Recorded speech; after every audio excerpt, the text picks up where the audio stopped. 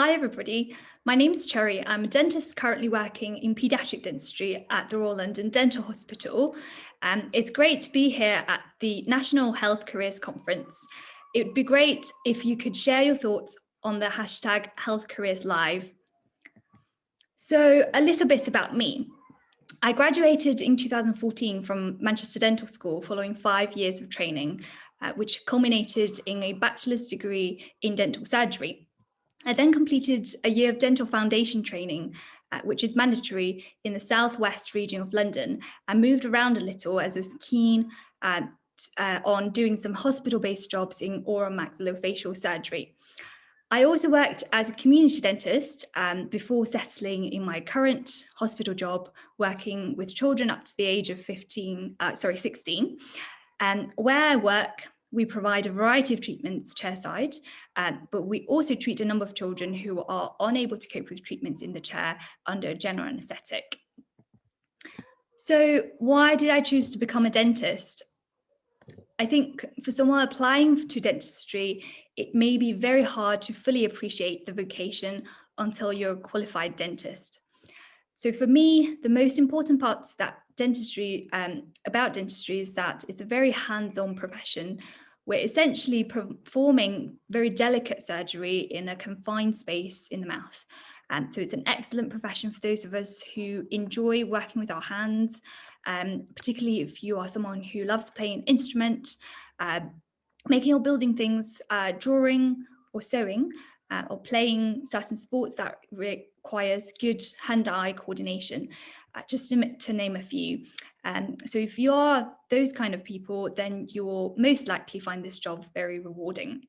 And not only is it a highly skilled profession, it is also highly respected, and you're able to build a strong rapport and relationship with your patients over a long period, which is a part that I enjoy the most, because I get to see the kids grow and develop. And for many of us as clinicians, we often thrive on personal development. And I feel dentistry is a lifelong learning experience where, as treatments and technologies evolve, we are constantly improving and gaining new skills to provide better care to our patients. And beyond the clinical dentistry, there are many opportunities which will allow you to go into research, teaching and education, as well as management. And last but not least, dentistry is a job that does allow you greater flexibility in deciding your own working hours and working days. So as with any other jobs, some of us may wish to work full-time, while others part-time. And the advantage of being a dentist is that you can choose when you work. So whether that's early mornings, afternoons, evenings, or certain weekdays, or even at the weekends, should you wish. So what exactly is dentistry and the allied dental professions? Well, if we focus on the teeth alone, we'll be thinking of dentistry as fillings, crowns, bridges, dentures, extractions, and then sometimes also implants and braces. But beyond relieving pain and restoring teeth, if we look at the more holistic picture, we can significantly improve people's lives by restoring their smiles, their confidence, and their ability to eat and speak. We also look after the rest of the mouth, the jaw and the surrounding soft tissues and structures inside and outside of the mouth, and the craniofacial areas. And to do this, we work very closely with our dental nurses who directly assist with the care while the patient is in the chair, and other allied dental professionals such as dental therapists and hygienists, as well as technicians. We also regularly liaise with other medical professionals. So that would include general medical practitioners, hospital specialists, psychologists, dietitians, and then speech and language therapists as well. So to give you an idea of the types of dentists we have, and also types of dental professionals, we have essentially 13 different dental specialties here in the UK that are recognised by the General Dental Council.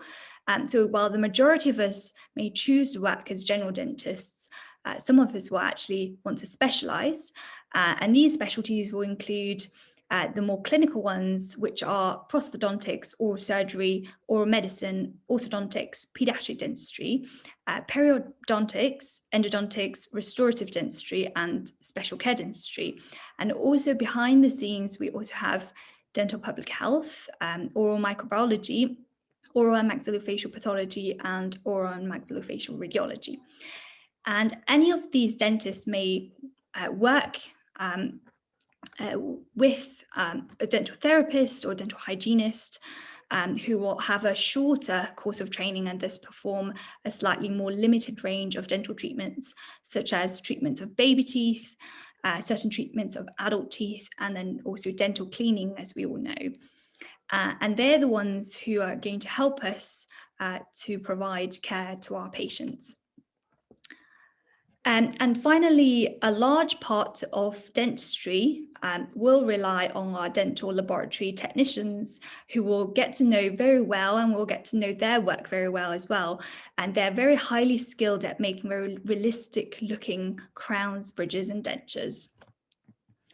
So as a qualified dentist or a dental professional, we can choose to work within the NHS or privately, and also in a number of or a combination of settings, such as general practice, which is considered primary care, community dental services, or in a hospital secondary care setting where specialist and multidisciplinary care can be provided.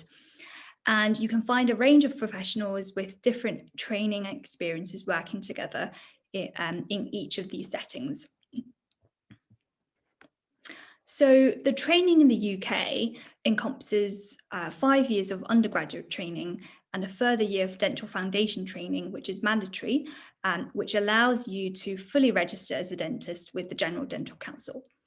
And at this point, you can choose to go into general practice, or you may wish to explore further training and become a specialist or a consultant. You will be training within a hospital setting, after which you may choose to work in hospitals or privately in general practice or in a combination of settings, which is often the case. And some of us may also be attracted to working in a community setting, and these usually consist of dental officers and specialists working alongside therapists and hygienists. This is usually aimed to provide care for children and adults who may be very anxious or uncooperative. Many of them have complex medical or social backgrounds and needs. And while we provide care in our clinics, at the majority of the time, we also work in mobile units, and we sometimes provide domiciliary care to patients who are unable to leave their house. So one of the most important questions when you're choosing a career might be, what is the earning potential as a dentist? Well, dentistry is one of the highest paid graduate jobs in the country. And bear in mind that your first year is a training year. We will be starting off with approximately £33,000 to £34,000. And this can ramp up quite quickly depending on the path you choose, whether it's hospital dentistry or general practice, and whether it's fully NHS, partly private, or fully private. And more importantly, obviously, it depends on the lifestyle you want to lead outside of dentistry. So as a dentist working in general practice, your earning will vary very greatly. But this is in general around £50,000 to £110,000. And a wholly private dentist can earn more than £140,000 per year. So working in the private sector can give you better financial rewards, much higher than the NHS earnings, but it may also mean that you'll be dealing with more complex and demanding patients. Working whilst training hospital settings, on the other hand, your salary can range between £40,000 to £50,000, and then up to £58,000 as a specialty trainee.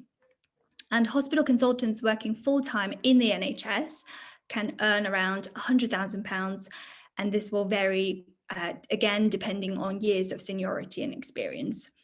And finally, salaried dentists working in community dental services earn somewhere between £44,000 and up to £96,000. So finally, where is the best place to work as a dentist? Well, personally, For the level of education and for the type of people you'll be treating, I think work in the UK will give you some of the best training and a breadth of experience, and will allow you to come into contact with people from various socioeconomic groups.